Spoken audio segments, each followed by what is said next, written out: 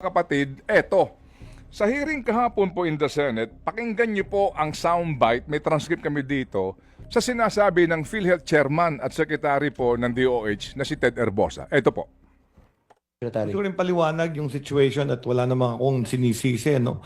Kasi ang kadalasan po, ang problema sa healthcare, pag may sakit ang iyong loved one, your father, mother, or your wife, talagang pina-admit nila at kuminsan ayaw nilang pumila sa charity, sa indigent, kung saan libre na po lahat tayo.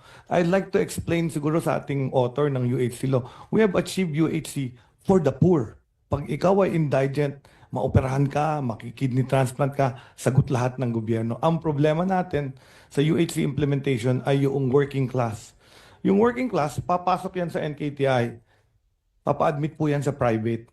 Ang ano doon, ang private, out of pocket ka noon. Ibig sabihin noon, you agree magbabayad ka kasi nagpa-private ka. Yung doktor may professional fee. Yung ospital, iba yung rate. Depende sa room. Yung iba nanghihingi, ano pa nga, naka-suite room pa eh. So, ako, masama din ang loob ko na hinihingan yung maip ng professional fee, hinihingan yung maip ng bayad sa kwarto na kung nagpunta lang sila sa charity, libre ko sila lahat. Sagot sila ng government of the Philippines. So I think maganda magkaroon din tayo ng sistema sa Pilipinas similar to Singapore. Pagpasok mo sa ospital, ang unang magpapatingin sa'yo ay hindi social worker. Ang unang titingin sa'yo ay financial advisor. Titingnan niya kung ano yung kaya mong bayaran, capacity to pay, at pagkatapos na sabihin niya, ay pwede ka dito sa suite room kasi yung insurance mo, kaya bayaran pag mataas yan. Ay dito ka sa charity ward kasi ang kaya lang natin gamitin sa'yo ay yung government funds. So doon tayo nagkaka-confusion, hindi naintindihan ng iba, nagpupumilit sila mag-private. Tapos pag pa-discharge na, manghihingi ng saklolo kay Senator Ejercito. Anong sasabihin, Senator? Ito tatawag ngayon sa akin. Tapos gagawa namin ng paraan, kukunin namin doon sa MAIP at i-GL namin. So yan ang sistema po, no? So kung maganda lang ma-educate din yung ating mga kababayan, kung hindi nyo kaya sa private, kasi yung mga GOCC may private rooms yan eh. At pag nagsabi mo private ka, may professional fee yung doktor yan. Pero pwede ka rin magsabi sa charity ka. Walang professional fee po yun. Bayad na yung mga doktor doon. So yan yung nagiging problema natin sa heart center, sa kidney, sa specialty hospitals. Sige. So, yung MAIF na yan, yung medical assistance to indigent patient and financially incapacitated na hinihingi mo sa mga senador. So, klaro, di ba? Okay. Mr. Secretary, with all due respect, hindi po lahat ng nagpapa-private room ay gusto suite room. Just to make it clear, hindi po lahat, no? Baka yung mga may connection sa politiko siguro yon. So nangangahulugan, itong ating case study, kasi nag-private room siya. Nag-private room siya. So ikaw na working class, sabi ito kasi mga working class na ito, pagdating sa ospital, gusto private room. Kasi kung charity kayo, libre na kayo lahat. Sandali lang. Alam niyo mga kapatid, naunawaan natin yung charity ward, libre lahat yun, di ba? Pero ikaw na working class, na nag-aambag ng hindi hamak, sobrang laki kumpara doon sa 500. Pag ako pala nagkasakit, wala kang karapatan mag-private room. So doon ka pupunta sa charity ward.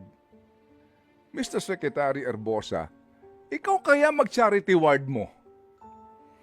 Hindi ko minamaliit ang mga nasa charity ward kasi nga po yun lang ang makayanan eh. Pero sa mundong ito, kaya ka nga nagbabayad ng mas malaking premium eh. Para iba ang benepisyo mo, di ba? Nangangahulugan na para ka malibre at mabawasan ka ng malaking gastusin, doon ka sa charity ward. Ba't mo ba gusto mag-private room? Nakita niyo na ho ba ang charity ward ng mga pampublikong pagamutan? Mawalang galang lang, meron pong maaayos. Halimbawa po sa orthopedic, nabalian ka ng buto. Yung charity ward dyan, ilan po yan? 10 makakaharap yan. Di ba? Sa PGH, mga kapatid, o maging dito po sa East Avenue, ang charity ward dyan, open yan, walang aircon yan, electric fan yan, tabi-tabi kayo lahat dyan. Manganganak ka, charity ward ka dito sa ospital po ng dito sa Pabella. Ilang kayo? 20 yan makakatapat kayo. Charity ward ka doon. Nagbabayad ka ng 4,000, 2,000 per month na premium. mawalang galang lang, sa charity ward po, minsan, iba-iba na sakit ang tao. At mawalang galang lang, meron dyan, dumudumi na ho sa higaan. Umiihi na sa higaan. Hindi nalilinis. Titiisin mo yung amoy ng kapitbahay mo. Kasi gusto mo maka-avail ka ng full benefit sa PhilHealth. There's really something sick with this program. With all due respect. So nagbabayad ka, ito ng ating case study, nagbayad siya. Kung yung kanyang binayad ron sa PhilHealth, ganyang kinuha ng HMO, di nakakuha ka pa ng 400,000 na benepisyo, di po ba? Ang gusto mangyari ni Ginoong Erbosa, ikaw na working class, gusto mo ng benepisyo, yabang mo Nagpa-private room ka Punta ka sa charity ward, doon libre lahat. Mabuti po kung ang charity ward natin lahat malinis at air-conditioned.